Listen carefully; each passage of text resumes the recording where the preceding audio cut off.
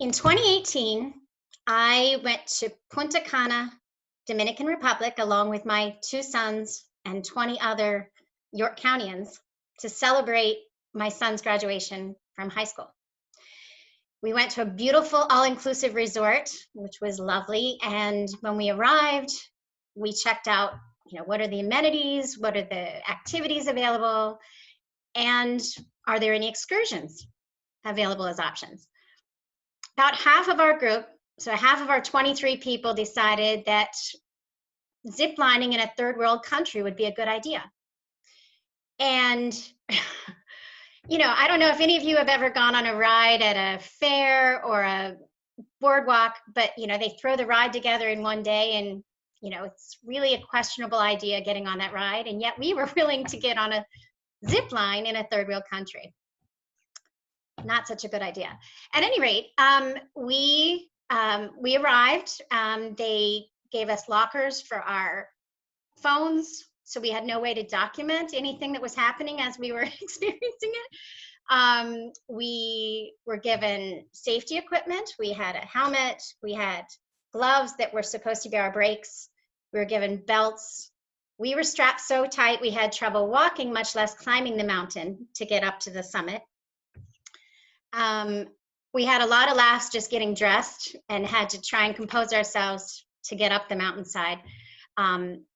We were very thankful that they had watering stations as you climbed the mountainside. You literally had to climb yourself. They did not have a lift chair of any sort to get you up to the mountain, so you had to get up there with brute force. As we got to the top, when we finally reached the summit, it took us a good long while. But from there, we would gradually drop along the way down to different launch sites. We had cables, we had clips on our belts that we're pretty sure was secured with zip ties. We flipped them upside down and they looked exactly like zip ties, but could be something else. But there was nothing we could do. We were on the mountainside, there was no backing out. We realized that our guides and our experts were the ones that were to launch us, catch us, and take you on and off of the cable. When we looked at them, we said, they can't be more than 12 years old.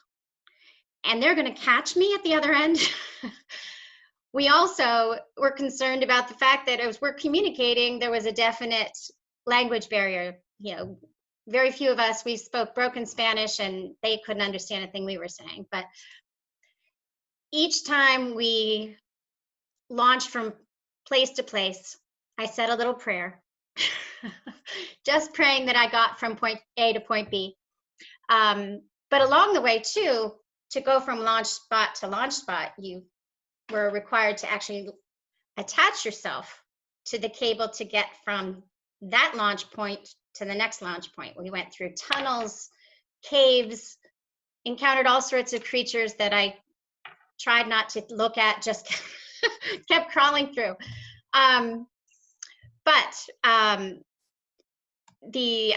At some point, it crossed my mind that I have my entire immediate family with me and half of the rest of our families from York County.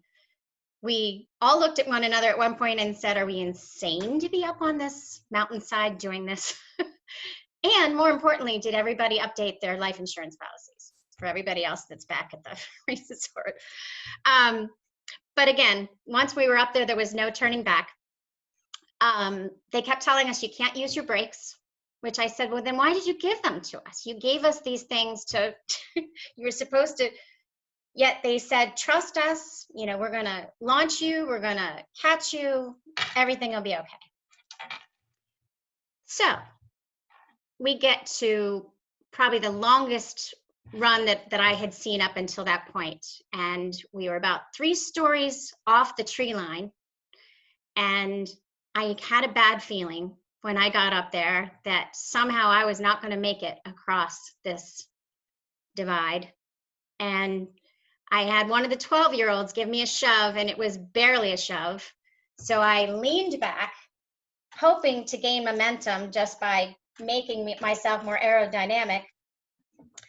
And I'm going and just going, just get me to the end, just get me to the end. Unfortunately, as I neared the end of the line, I looked at the guy at the other end. Thank God he wasn't the 12-year-old. He was much bigger, and we did not need to speak. He saw the look of sheer panic in my face. I said, pointed at him, and I said, you come here, because there is no way I'm going hand over fist backwards to get to the other end of the line while I'm dangling 60 to 70 feet in the air.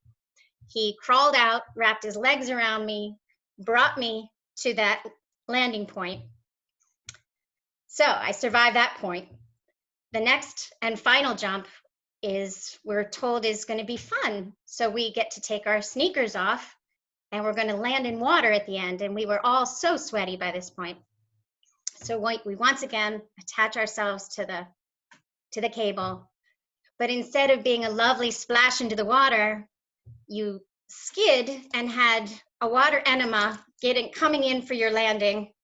And then 12-year-olds jump on top of you and dunk you into the water. That was how you ended the day. We were so thankful to dry off, get our sneakers back, and get on a bus back to the resort. Our trip and bad idea made for a bunch of funny stories that we will forever be telling since that day.